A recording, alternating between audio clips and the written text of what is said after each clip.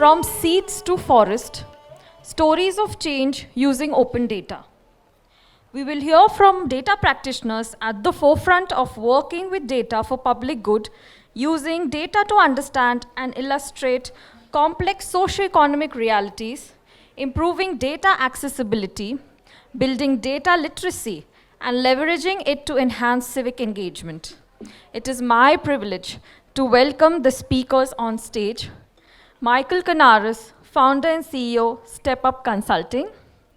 Gurman Bhatia, founder of Revisual Labs. Shrayana Bhattacharya, economist and author, and consultant with the World Bank. Siddharth Hande, data scientist and social entrepreneur, Kawariwala Connect. This session will be moderated by my colleague Moina Manku, Head of Communications at CivicDataLab. Over to you, Moina. So here, as I mentioned, we are only going to look at the large, Miko will start with explaining the meta-analysis of what open data is. The attempt is to understand that data has become, this huge, big thing that everybody is talking about, and different kinds of models and different kinds of approaches are being used to make data more effective. Here, we want to see how people who are not in this ecosystem can also benefit from it, how we can communicate with them, make them relate to data. And I would request each speaker to very briefly tell us about their work, and you'll get the global perspective, you'll get the communications perspective, you'll get a very specific practitioner perspective from people who have created a business model using data, and then we'll open it out to some questions. So Miko, would you like to start? Yeah, sure. Thanks very much. Good afternoon, everyone. Congratulations for making it to the final session. Can we give everyone a round of applause? I also have one request. If at this point in an hour in the conference, you feel so very optimistic about the power of data for public good, can you just please do it like that? Everyone? Oh, no, that's nice. That's really nice. By the way, that's also the deaf mute's way of communicating applause. So thank you for applauding my presentation before even I spoke about it. So can I have just my slides, please? So very quickly, I'd just like to do a quick reflection of all the things that have been discussed yesterday, along with all the things that I've learned in the last 10 to 15 years on working on data for development. So at the outset, I'd like to congratulate CivicDataLab for 5 years. Bravo, come on. This 5 years is not an easy task. I met Gaurav in Argentina sometime in 2018 when the CivicDataLab was actually its infancy stage, and I've followed his work and the work of the CivicDataLab, and I'm just so amazed with the growth of the last 5 years. So, and convening this group here is it's amazing. So it's my honor to be here and to be speaking about a few of this stuff. So congratulations. Okay, so next slide, please. I will just do it like that, and you go to the next slide. Okay, so this is my shameless promotion. My thoughts on data and data empowerment is actually on this Medium blog, so if you're interested, just take a look at that one. But what I'm doing today is actually to reflect on what have I learned in the last 10 to 15 years working on data for development. The first one I'd like to say is that this is magic. Next slide.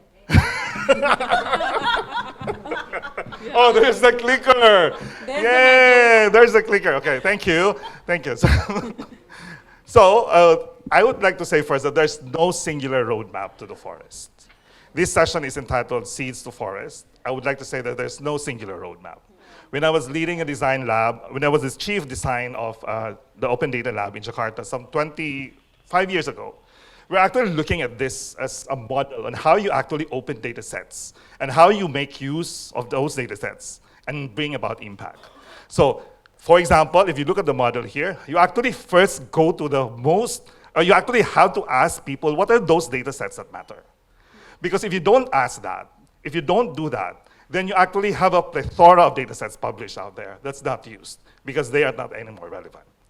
And then, if you know what are those things those things that matter to people, then you just have to actually ask the government to please disclose these data sets.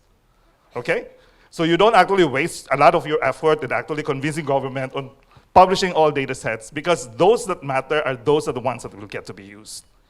And then if there's no capacity to do and use those data sets, then you have to build that capacity within government and also outside government to make use of that data and facilitate that conversation. You know, I thought this was fantastic, isn't it? Yeah, but no. Sometimes we get to be chained to these types of models and mental frames, and we forget that sometimes other things actually exist out there. When we were doing this was exactly the same time that Peta Jakarta was starting, and Peta Bencana, the one that Nasheen, hi, was actually presenting yesterday. This was almost at the same time that Peta Jakarta started. And it was not like this. They were actually asking the question, how do we actually leverage people's interactions with data to actually make a concrete change in their lives, especially in terms of avoiding disasters or controlling flood, for example? They didn't do that. So please, when you do data projects, don't stick to one particular model. The next thing that I would like to mention is that the data ecosystem, stakeholder categories and relationships are fluid and defies rigid definition. Now, I was part of a book project. It's called Open Data in Developing Economies, edited by Gaurav's teacher, Stefan Verhulst, and also Andrew Yang of the GovLab in the New York University. And this is the kind of thing that we're looking at. You know, you have to have, government, open data supply, and then, you have to have somebody publishing that, and then intermediaries, and so on, and users, and so on. This is a very neat kind of graphic, right? Come on, isn't it? Very fancy, right? Yeah, somebody is doing like that. Yes, I love you. But it doesn't have to be like that. Some months ago, I was in the northeast of Thailand, and I saw this woman actually taking a measurement of the water using a stick. Because they don't actually rely anymore on government to actually provide them the data because it arrives late and so on and so forth. So many of these institutional problems occurring. So they take data into their own hands. And what does that mean? The supplier, the intermediary, and the user of the data is that woman, that same person. I mean, if you have those fancy, a categorization of people in your stakeholders map, please think much, much more broadly on what does it actually mean. Next is data accessibility, and Gaurav might hate me for this, and understanding may be more important than our fascination with formats and licenses. I call myself, if you look at my Twitter handle, I call myself a critical advocate of open data. For a while, I was saying, you have to have formats, licenses should be free, and so on and so forth. But I was kind of saying, in a lot of contexts, those things don't matter. There are problems that are occurring every day. There are actually solutions that are needed every day. And whether or not that data is openly licensed or not, but it is shared to you publicly, privately, or with a specific intention, with a no disclosure agreement, but you need that data to solve a problem, then I think we should probably go with that one. Gaurav, you will hate me for this. But I'm not saying it's useless to advocate for openness. But I'm just saying there are things that you'll have to do contextually that you need to do because these things are needed. Look at that, for example. I was working for the Open Data Barometer for 3 editions before it became Global Data Barometer that David actually presented this morning. And still, I sit on the Global Data Barometer Research Advisory Council. And you look at that. If you look at those graphs with the first, the second, third editions of the Global Data Barometer, all of those data are not open. Shall we wait for those things to be open so that our problems get to be solved? No. Again, I'm not saying it's useless to advocate. But we have to do something while all of those data sets that we desire to be open are still out of public view. And sorry, I'm taking so long, Moina, but this is my last slide. Our advocacy for openness and use may also be a cause for greater opacity and use restrictions. We have to be very mindful that not in all contexts are the powerful, how do you call it, favoring transparency and accountability. I've worked in a lot of contexts where that is not the case. So while you are actually happy with these things like that, with opening up, sometimes you might probably be seeing the unintended consequences of clamping down or closing down spaces. So we have to be mindful of that one. Look at this, for example. A lot of the data sets that are actually being used, this is the most recent edition of the Data Global Barometer, looks at actually accountability things that are actually happening. But if you compare actually the use cases with the impact that they're generating, it's not a one-to-one scenario. Because we are, sometimes we are always fascinated with the data and all, but we don't consider the power dynamics, the incentives within the political and market structure that actually hinders the impact from actually being done. Now, why I'm saying this, because I've seen in the last 5 to 6 months, for example, and I will not name the countries that I'm working with, that there's the significant closing down of spaces for civil society, primarily because the data that was made open in the last couple of years were actually used to demand accountability from them. Well, not everyone loves that. Of course you do. Thanks.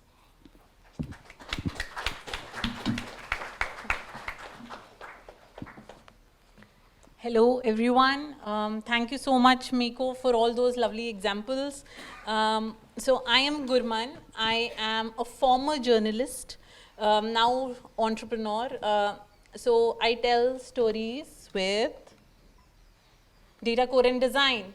And if you're wondering what in the world does that mean, it means that sometimes I take a press release and take like one number from a press release and write some code and turn it into a long line of tractors to talk about the scale of protests that happened here in Delhi when the farmers' protests were happening. Or sometimes that means that I take a database of songs and analyze it to show how the female solo has declined in Bollywood. Sometimes that means that we set up a camera on the rooftop of the Reuters Bureau in Delhi and then click a picture every hour to tell the story of pollution. So ultimately what we did then was take these photographs, turned it into a time lapse and paired it up with PM 2.5 data to tell you that when PM 2.5 is 50, what does the sky look like, as opposed to when it's 600, what does the sky look like. So basically, we open newspapers, we look at TV, we see that line chart. Oh, air pollution is bad. It's 6 times that of the emergency level, this and that. After a point, I'm a Delhiite. It stops hitting you. You become numb to the numbers. And visuals here is what can really help take it up again. And that's why, I quit journalism and started my own company because it felt like news was one way of doing this, but the kind of work you are doing here. Also, you take a data set and you make it playful and engaging for your user. Or this example, where, again from the Hindustan Times, where right before the elections, we wanted to, after elections, we wanted to talk about who ends up in the parliament, and these were state elections. So what we asked people was, tell us your age, tell us your education, tell us how many criminal cases there are against you, tell us how much money do you have, and we'll tell you if there's an MLA like you.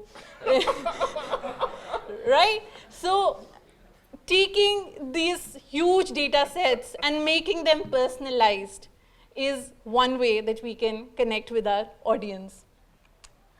The second goal is to make data beautiful. Beauty is subjective to each his or her own, but charts can become intimidating. So making sure they look beautiful, they look aesthetically pleasing, is one more goal that helps in connecting with our audiences. Somehow, the most popular story that I've done is one that I'm least proud of, because I don't think there is a story there. So I'm going to show it, but it's beautiful. So it's about Lata Mangeshkar again. It starts with her face, and her face turns into a chart. And this was back in 2016. And then I just walk you through her career. I tell you, this woman was singing one song every other day in a decade. This is just Hindi songs, by the way, which is insane. And just talking about how she sung for 3 generations in the same family. So talking about her prolific career. So it's just data point 1, data point 2, data point 3, data point 4. But it all adds up in a narrative. There's not really any story, but it's simple, it's beautiful, it's easy to understand. And that's why audiences connect with that kind of work. Another example, when we were talking about vaccinations, this was when I was at Reuters, we built this tracker of how countries were doing, what was happening. When we made our map of vaccinations, we made it like this globe, and we were talking about we want to lighten this up. We want this globe to turn into a big green bulb that just lights up. So again, making sure things are beautiful, elegant, aesthetically pleasing. And the last goal of the work that I do and want to do more of is how do we make data meaningful with context. So this, especially I think so this is again from the COVID dashboard at Reuters. We look at vaccinations, but in our live vaccination tracker, we let people compare how countries of different income were doing. And then suddenly you see a trend pop up. We let people sort by region. And again, the inequity then becomes very visible, even if it's live dashboards, live numbers. And last example, again, this is for a project that I recently did for the UN. We were looking at migration numbers. And again, you look at migration numbers from the lens of, okay, there's these many migrants here, these many migrants there. But we tried adding more and more layers. Let's bring in population numbers here. If I'm looking at the age breakdown of migrants, how do I compare that with that of a population? And another thing we started doing was then, even in live dashboards, writing words, because people might be inundated with visuals and get overwhelmed. But simplifying that language, explaining what those numbers mean, and putting in dynamic text wherever possible to take the key insight and put it there in words. Again, more inclusive, more approachable. And that's all from me. And now I'm going to hand over to our next lovely panelist, who makes things approachable as well. Thank you. I'm going to actually now, before I speak, maybe we do a little break for you via Bollywood from Lata Mangeshkar to Shah Rukh Khan. Can I request you to you can listen to this clip and then I'll explain why I'm playing it for you. Are we doing the dance? That's up to you. My colleagues on the panel wanted to do a dance. That's up to them. These colleagues, Siddharth is very clear that he won't.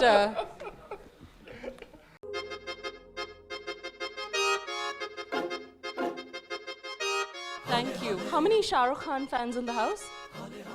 Oh, wow. Okay. Shame on those who didn't raise their hands. Really, I mean, I think, yeah, I don't know what kind of data ecosystems you're building there. And I worry about the beauty of them and the approachability of them. So I think you can probably figure out, I am Shrayana. I am an economist at the World Bank, which means my regular 9 to 9 job is quite dull and boring, which I quite enjoy. There's a way I write data, I engage with it. But I wrote a book which was almost pushing back against the way data is typically collected, presented, talked about. And in fact, perhaps I am the comic relief in this panel, where either you can laugh at me or you laugh with me, and we'll see. But I will use a few of the principles that I think both of you laid out so beautifully about playfulness of data, about approachability, about power dynamics. I wrote a book called Desperately Seeking Shahrukh. In the book, I was very keen to talk about what's happening to women in the economy. There are labor force participation statistics.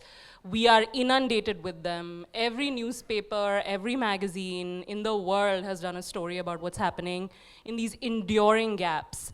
We are in the bottom 5 when it comes to women's presence in the labor force, and it's actually one of those gaps that just does not seem to reduce no matter how much the economy grows and no matter how much we believe society is changing. I was very tired in my regular job with the way this discussion often presents itself, which would put most women actually to sleep or feel intimidated. Because data is intimidating, data is gendered in the way we operate in the societies that we have constructed. I wanted to have a much more open, accessible conversation about women in the economy. I wanted women who have historically been very afraid of numbers, who have been afraid of economics, of statistics, to own the data, to be able to understand it completely and to fight back against terrible boyfriends and terrible tech bros in their office and several people and push back, right, against what is typically said about women in the economy.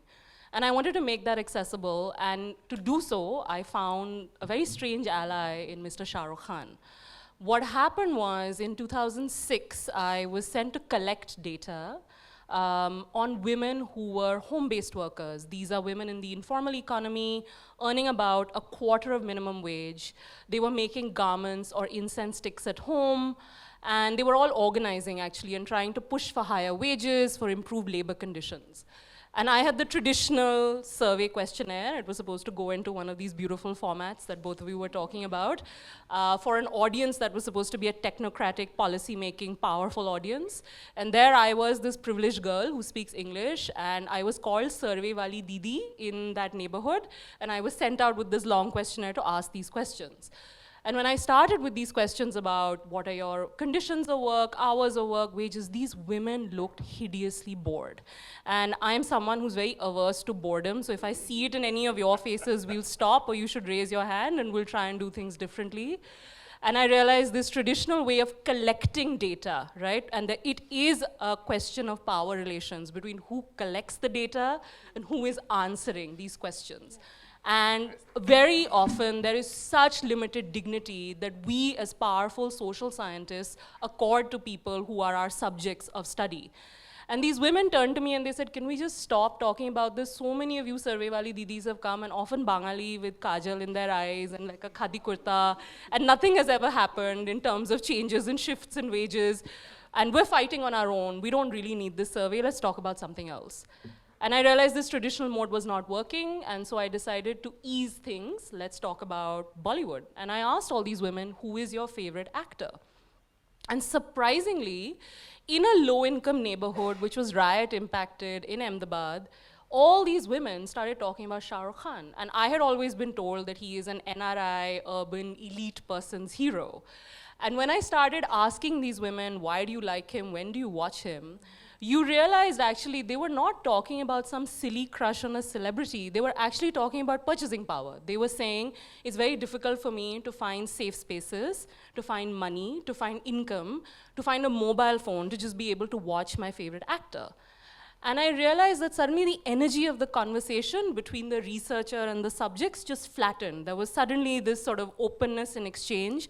I realized that Mr. Shah Rukh Khan was a language we could all speak in any language without anyone feeling hindered.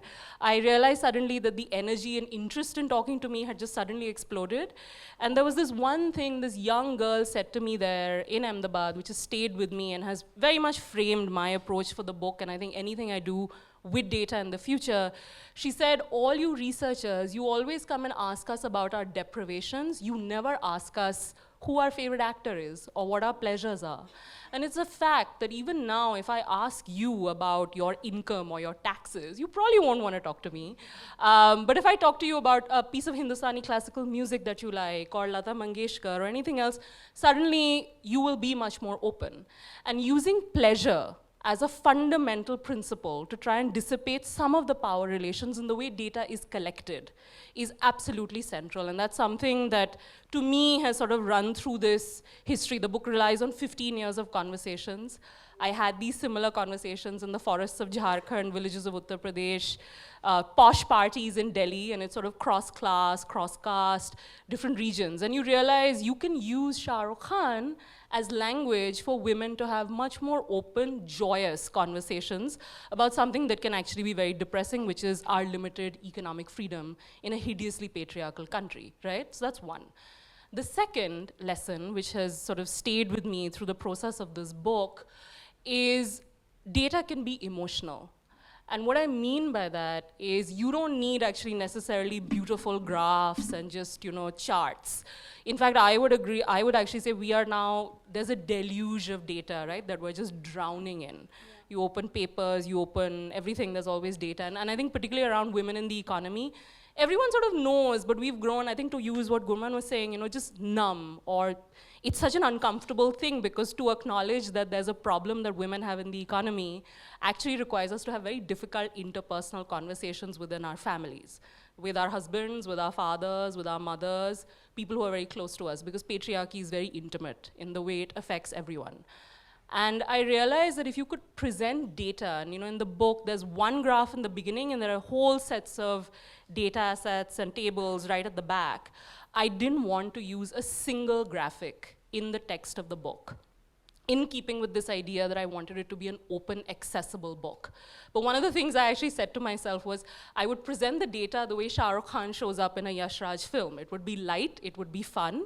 I tried, in parts maybe I succeeded, in parts perhaps I failed, and I think hopefully more people will do better. But a principle for me was, I think, beyond approachability, but was to make you realize, the book subtitle is India's Lonely Young Women. The data that we have on women's compromised purchasing power, India being in the bottom 5 when it comes to men helping in housework, we are, for those who didn't know, you can look at the minutes of data, it's in the book. You realize Indian women are really lonely. They're lonely in the kitchen, they're lonely in the bedroom, they're lonely in jobs because there are very few of them. And I wanted the data to actually push a conversation on Indian women's loneliness.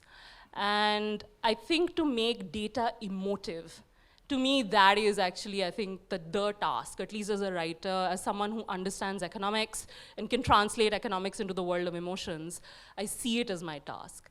So I'll close with this, which is, I think the lesson is use pleasure perhaps as much more of an organizing principle in the way we think about presenting data, but most importantly about collecting data. I think that's really a story that I want to push. Pleasure can be a methodology, joy can be a methodology. You don't need all of this to have such an imbalanced equation between the researcher and the researched. Try and think about ways, creative ways we can flatten that out. And the second is make data emotive. Some of the best things I've heard, actually, when people read the book, they tell me they start crying. And I actually want people to cry when they look at the final numbers at the end, because I want the data to feel, to actually make, it should move you. It shouldn't leave you numb. So I'll close with that, and then I'll hand over to Siddharth, who I think has more practical things to offer than my comic relief.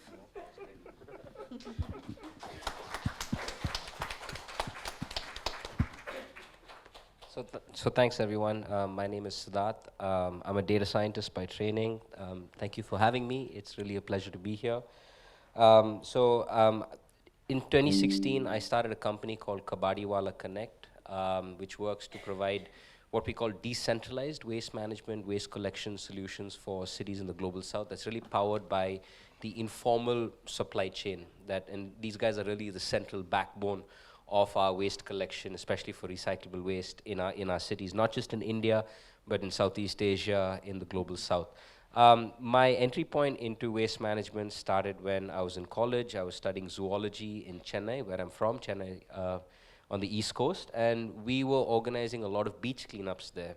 And then we realized that we were taking all this material and putting it into the municipal bins, and then that was going to these two big landfills in our city, one in Palikarnai, one in Kudungyur, which are actually marshlands, which are by itself like really, really beautiful spaces.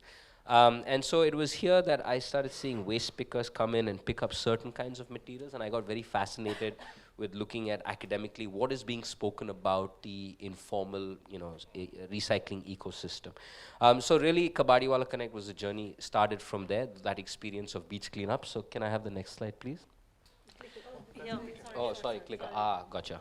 Okay, my bad. So yeah, just some context.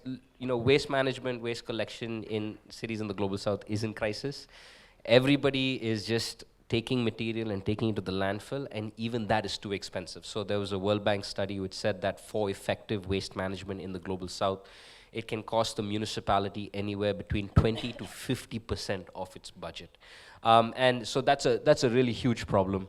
One of the big issues is the collection of material in a single stream manner from small and medium households, so like small and medium waste generators. So like your households, your apartments, your small businesses. In Chennai, that's like 70% of the waste that's being generated, but it's all disaggregated. It's all, it's all across. And so when you look at this, when you look at the issue of plastic, for example, a lot of plastic is being leaked into our oceans and waterways as a subset of materials being mismanaged, at the municipal level. So because there is so much valuable material in this waste, your paper, plastic, glass, metal, it's really in the 50s and the 60s that you've seen stakeholders coming in to actually scavenge for material that they can sell and they can create this kind of circular economy around. So, we believe that there's this amazing opportunity to really integrate the informal supply chain of stakeholders into the formal system to really push a circular economy agenda. And so really, again, when we talk about informality, I think this one big question for all the data scientists here is, are we only talking about the formal sector? Like 60%, 2 billion people work in the informal sector. Most of that is in the global south. So when we are tackling all these major problems about, government contracting and all, I'm saying those are really important problems. But what is the framework then to talk about your local kirana shop, your local, like your local barber? Like everybody really is working in this quote unquote informal kind of sector. And so my goal was, when I looked at the literature, I felt that there was one stakeholder that was well represented. That's the waste picker. And everybody in any conversation anywhere in the world, if you go and talk about the waste picker, there is a shared understanding of that person, who they are, how they work, what kind of life they live. And this is kind of what we knew in India, like that there are a lot of waste pickers, but they were collecting these incredible volumes, like 20% of what the city generates. That's a crazy number, actually. That in Chennai is like about $7-8 million worth of materials being collected by waste pickers.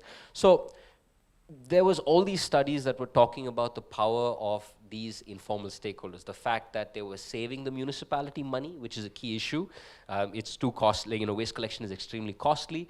That they were actually very effective in collection. So they were actually really, really effective in the, like in volumes of collection or percentage of collection of certain material. And one of the biggest issues we identified, and so I took the top 30 most cited papers talking about the informal supply chain in India, and similar to the kind of this perspective, wherever I found a word that would define who the stakeholder is, I kind of mapped it, and we created a simple line graph, a simple Wordle of like what were the names being used. And so waste picker, of course, like comes out. But then what about all these aggregators? Like we know Kabadiwalas exist from our lived experience here, right? But who are they? Are they middlemen? Are they itinerant buyers? Are they warehouses? Are they, so are they traders?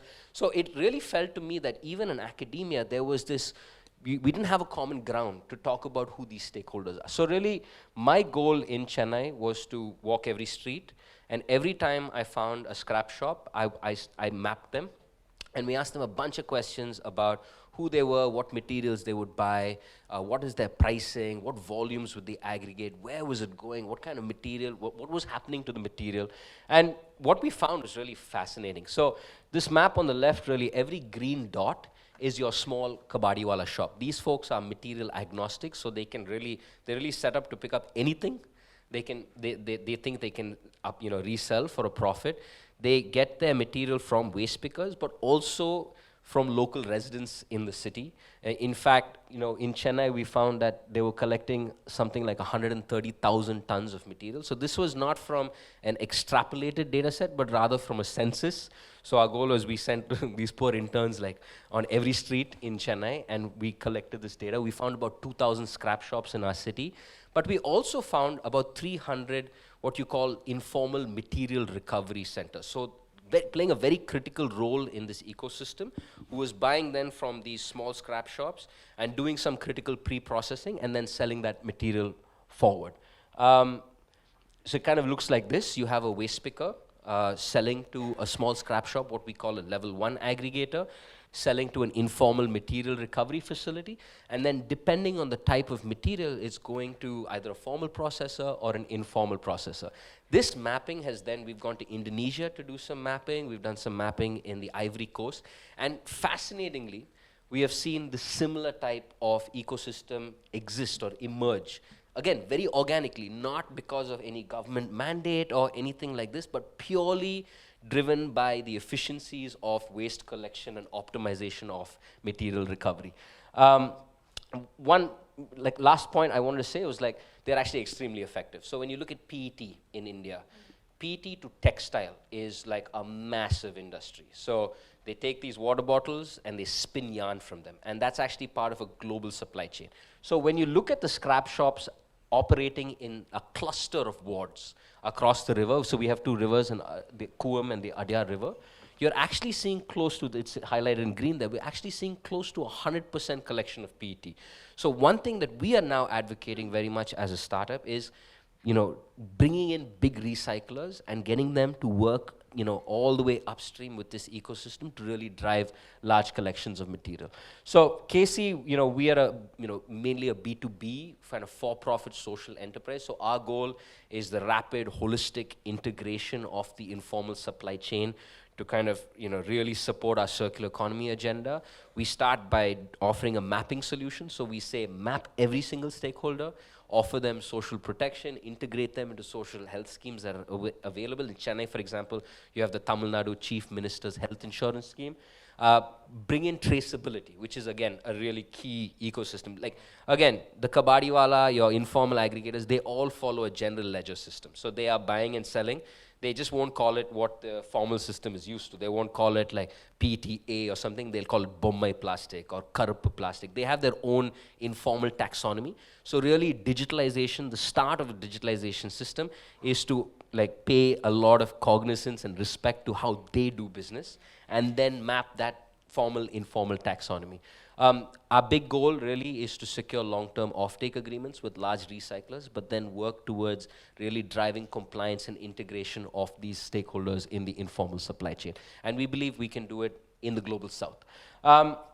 So my last point is we are on a mission to map 100 cities in the global south in the next 7 years. And there's a lot of different ways I see we could collaborate with folks here. One is I really believe that if we would take these data sets and build agent-based models to show efficiencies of collection, you could start talking some really interesting stories. For me, I really believe that it's in the global south that there is this real innovation on collection systems that has been built very organically, completely different to countries in the West, which are very centralized, top-down, and kind of throw money at the issue. So I really believe that India as a country in the global south can really showcase what does it mean in cost-effective collection if we were to kind of model these things out and really use this data to tell these stories. So I'll stop there, but yeah, looking forward to the conversation. Thank you.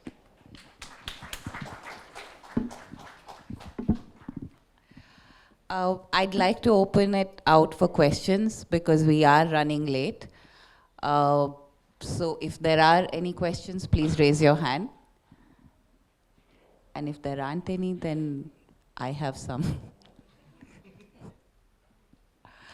Okay, I'll start.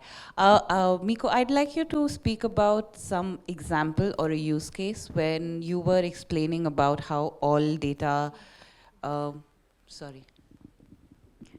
data need not be open. So can you give us an example of your work where you have seen it work better when it's not open?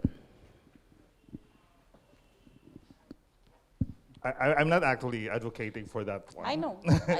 But I haven't, I mean, I don't have a concrete example at the right side of things on how, I mean, on a particular data set that's not open that, you know, you can derive value out of it. But I was just, my point was just like, you know, if there are options, for example, for you to be able to work and solve a problem, whether or not that particular data is actually passing the 5-star model of Tim Berners-Lee's openness, for example, it does, I mean, you don't necessarily have to do that. So I mean, I'll pick a few examples of the work that I've seen, that not necessarily I did. For example, when we were working in Indonesia, in Banda Aceh, we're actually looking into health data, education data, and also natural resource data. And one of the things that we've seen there is that, you know, government is actually very much ready to part with health and education data because that's actually non-negotiable. Everyone wants a child to be actually educated and well-nourished, but they're not actually willing to part with the mining concessions data and also the mining revenue data. So, so how do you deal with that? So you can actually build a lot of capacities for both health and education, but one of the critical aspects there is on the mining data stuff. So will you be willing to do concessions, for example? That you will say, give us the data, you don't necessarily have to open it up for now. We'd like to do some analyses. I would like to take a look at how, for example, distributions are going on and so forth. And we'll actually, we will actually promise you, for example, that we will not get it out publicly. And then, of course, the data was there. They give it to us, not as open as we would have wanted. We did an analysis of the data, and we saw, for example, that the communities that are actually impacted by mining activities are not actually benefiting from the kind of services that they should be getting. We're getting, for example, data across on spending. Like, for example, they're not actually spending on the very vulnerable sectors that are impacted by the mining process. And in a way that actually give them a view on which particular sets of packets of the population should support go to and where investment should be. And you're actually impacting in a way policy. Data was not open, but you actually have like a set of people that are actually working on it. Of course, the end view is to have that out publicly so that we don't really have to ask it, right? But in the medium term, wherein you would like to actually do some effect and analysis on the kind of policy problems that you're seeing, then that's the best option that you can have momentarily. Yeah. I got a mic. I have a mic. Sorry. Oh, please, they just get you the mic. Thanks. So, hi, I'm Deeksha. I work at ID Insight, which is a global research consultancy. And I think just a challenge to put out there is when we work at presenting data in the policy framework side of things, where the consumers of data are more, you know, we're talking on the government side of consumers, there's a sense of consuming data in a very traditional aspect, right? And innovating around data storytelling is almost seen to a level of like seen a bit juvenile or can be not taken as seriously. So just wondering, any thoughts around that, on how have you navigated some of that in terms of data sharing when you're working in those policy setups and working with very traditional consumers of data? You know, I'm sure others will add. So as I said, I sort of see myself as having a bit of a split personality when it comes to data, because the regular job it involves, in fact, the most traditional, bland way, simple, and I know exactly what you mean. We're probably talking about the same people as our audience. Data has to be presented a certain way. But you know, increasingly, I've also realized we as a community of data producers, and this is a call for everyone for some self-reflection, have to ask ourselves, is the government the only site of power when it comes to data? I mean, I can understand if you're a consulting firm and you have to sort of create information, but increasingly, if you believe in the democratic process, or if you believe in the power of citizens to start to actually, you know, think about what's happened to violence against women, for example, so much of that has come actually from movements who've been empowered by data. Siddharth was talking about the informal economy. The entire legislative framework in India for unorganized workers has come from movements. It has not come from government. And they were creative about the way they collected data, the way they presented data. And I think we have to retire this idea. I mean, while of course, there's the sort of bread and butter model of the way you present data, but I think we have to think about ways in which when we do this work, we are also able to actually talk to the public, because I'm really tired of this data conversation that only is held hostage to people with power. I mean, the citizenry has power, and if you don't talk to people with that information in a way that is accessible to them. Take Narega again as a great example of this. I mean, the reason why there were these questions about having muster rolls and things available to people was because people could assert power, right, if a program is important. And so while I think, sure, we continue on that path of trying to produce data in a way that is, of course, accessible to, say, certain clients and government, I always feel it is actually our challenge not to just get locked cognitively into just that framing, because then in a way we're just doing a larger disservice with all the data that we are producing and collating. If we're just failing that dynamic and that compact between institutions and citizens. And so to me, in fact, I'm actually much more interested now. I think what Siddharth was talking about is so fascinating, or even the examples that Gurman was mentioning, the general public. And I think that has such value, because if you believe that the general public can assert pressure, which there are examples of in India working and there are examples of India not working, but if you believe in that process, then you have to maintain a healthy balance between both. But I'll leave it at that. Yeah. Like Sharanya is talking about the alternative, which I agree, 100% agree with. I am all for communicating in terms of that appeals to the general audience. But let's say we have to talk to your policy maker. Even there, I think a lot of the charts that you see in these reports, you see in these PowerPoint decks, like fewer PowerPoints please, but like all of this is very number driven, right? 67% of this is this. Like I think that needs to stop. If whether it's a PowerPoint deck or it's a report, it needs to talk like a story. That's what I feel. That instead of like number 1, number 2, number 3, number 4, if you can in one way, whether that's a combination of case studies and research or whatever, talk to it like a story, that I don't see that being turned. Juvenile stories appeal to people. When I started my career as a data journalist, I asked a very senior editor on like any tips, tricks, whatever. He said the best data stories have the least amount of numbers. So because people don't remember numbers, people remember people. And I think that stands true for even policymakers, that you can give them the numbers, but you also need to give them the people. Which is why Sharanya's book resonates, right? Because there are the numbers at the bookends, but in the middle, the whole chunk are people. So I think if we can hit that balance, strike that balance, that can be one way. Writing chart titles that are not bland can be one way. This like simple basic tip, anybody comes to me and is like, how can my chart be better? I'm like, your title should be a story headline. So I think like small things like these can push the needle forward slightly, and then it's a new fight every day. So yeah. Please add confidence intervals. This is, it's very, it's a fact, because we still see charts, at least in South Asia, you're just seeing reports, but you're not seeing the bands, which is actually deeply misleading given the complexity that we're dealing with, that's all. One more quote to that. The only principle of communicating uncertainty is that you need to communicate it. Like, that's it. Like, if you don't know something for sure, tell people you don't know it for sure. Yeah, that's all. Okay. No, so like the idea was to get people at the center of the conversation. We've been talking about data, like being the focus. And are there any more questions from the audience?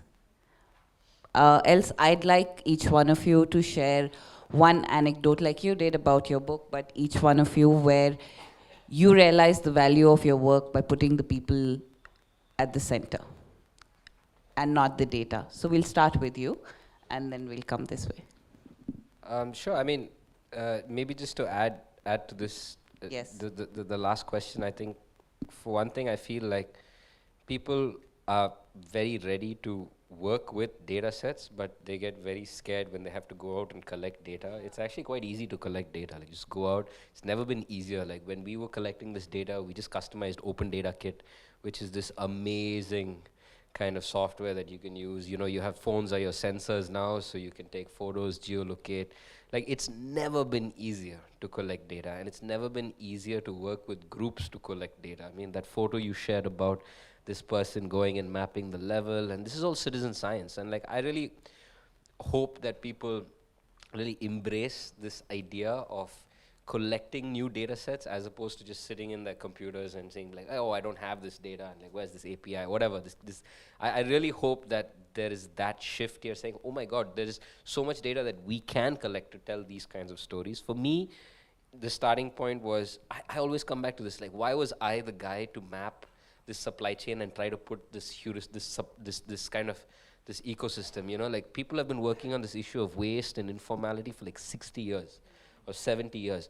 The lived experience of people living in Indian cities is you walk past your scrap shop and they have like this paper, plastic, glass. So we all know it, but it still was not represented in academic papers and things like that. So for me, the only way I could do it as like this kind of nobody research assistant or research consultant in the development sector was I just wanted to map every single scrap shop in Chennai and like not extrapolate, but like show like census what's kind of happening. So for me, when my thing that really hit home was when I took a ward and I was able to show all the scrap shops sitting in that ward and their names and their photos, and like they were open for business between like 8 a.m. to like 8 p.m. They were open 6 days a week. So for me, that was like my moment to be like, wow. You know, like, is this everywhere? This is probably everywhere in India, you know? And so that was a big moment for me. I'll be brief, and maybe I'll switch from women, because I think I spoke a lot about women being at the center of, I think, the way the data was collected. Putting pop culture as a way to talk about women's agency, and I'll give you an example. I have a line in the book which says, and humor me if you're fans of the other two Khans when I mention this. The line is that if you're a Shah Rukh fan, likelihood as a man, as a South Asian man, there's a chance you're progressive, some chance. If you're a Salman Khan fan, you're probably bad news. If you're an Amir Khan fan, you're a bearded liberal who likes the sound of his own voice too much. The interesting thing that happened with the data, and this is something actually I'm hoping we will talk about more, Moina, later. I measured how much talk time women had in Hindi cinema's biggest hits. And when you start to do that, you realize it's very worrying because barely do women speak. Women speak the most in Shah Rukh Khan films, so there's a reason why women like him, because he listens to them. It's statistically true. It's a fact that now I believe Mr. Khan he knows. I mean, he has the book and he's seen that particular table. What's interesting is that now, in fact, I have calls from movie production houses saying, well, we want to understand how do we sort of measure and benchmark this better, which I think is really important, because I do think cues in popular culture are so important, right, in the way we engage as a society, and I think the symbols and messages that you're giving out. And the last thing I'll say about that centering pop culture in this conversation about women's voices is I realized so many of these films that are apparently feminist films that are about, like, you know, feminist issues such as violence against women, I won't name the movies, violence against women or menstruation, you realize basically when they have a big male star, the male star just talks through 80% of them. And the women in the room will know exactly which movies I'm talking about. And you realize that you can have these so-called feminist issue films and barely do women speak in them. So I think that's an example of putting, I think, popular culture actually at the fulcrum of having a conversation and measuring in more creative ways, I think, to use, you know, Siddharth's call to creative ways of using and thinking about data to think about women's issues and women's voices. I think, like, in terms of my own work, I think I've seen when we use these interactive things that, you know, where I can place myself in the story, The kind of examples that I showed, that we talk every year, elections will happen, you'll get in the newspaper, these many people with criminal cases, these many people with this is the top 10 richest candidate, least rich candidate, most number of criminal, like same old story, every election, same chart. But here I'm like, let me help you find a person like you, and that becomes much more easy. Another thing, not necessarily from my work, but I have seen help people question perception, is that a few of my friends at TUI tried this, and New York Times has been doing this for a while, where to test perception, they are like, what do you think? So in terms of, do you think jobs are increasing? Do you think labor force participation from women is increasing, going down? Like, you draw the chart. So you'll draw a line, and then we'll tell you the real data. You know, you think it's this, but it's actually this. So where knowledge has become knowledge consumption has become a very passive exercise, where it's thrown at us. But once it becomes much more active, where it's a two-way participation, I am also sharing what I think, and it's a feedback loop is there.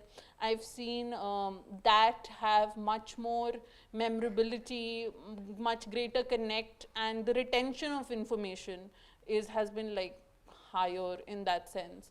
One last example on that account, not again my work, then I have like cool friends who do cool things, but this is from the Washington Post. So when I was at HT, one of my colleagues was this lovely data journalist called Harry Stevens, and he went on to join the Post.